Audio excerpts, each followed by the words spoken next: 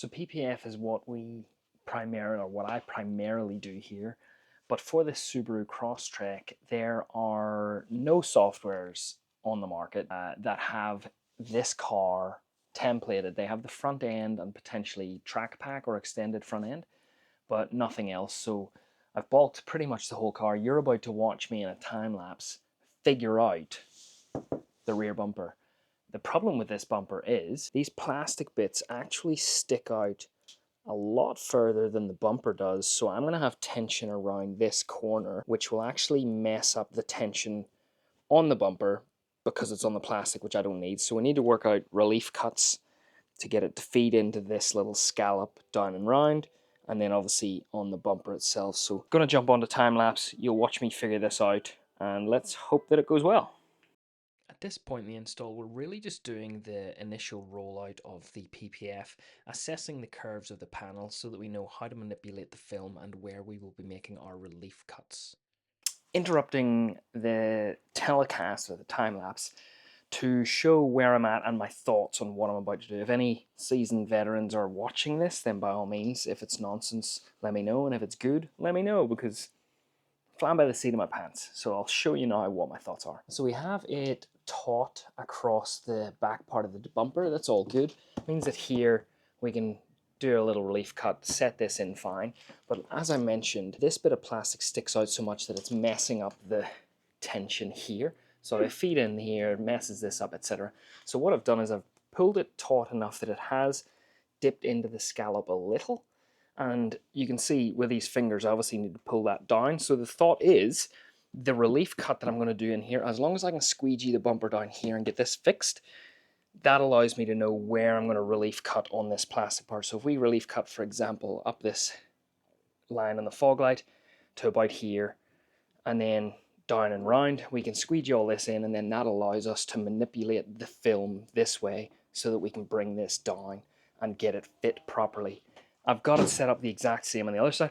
As to whether it works, let's go back to time lapse and find out.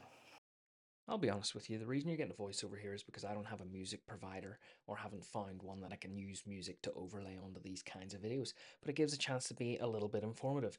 Where I'm playing right now, you can see I'm actually steaming and then laying the film into that scallop.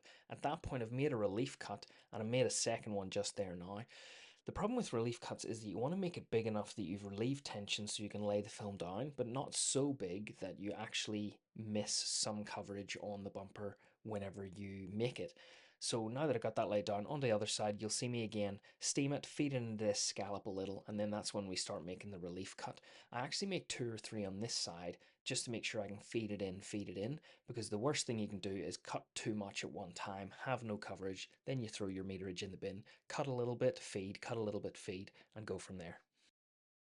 Now that the bumper has been installed, we're on to the sensor cutting. Now, anybody who has tried to ever cut or even draw a circle freehand knows how very, very difficult it is.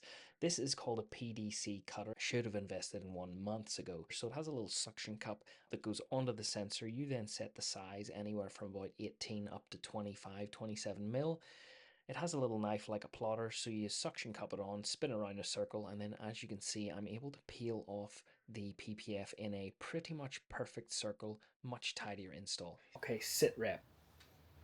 The idea worked.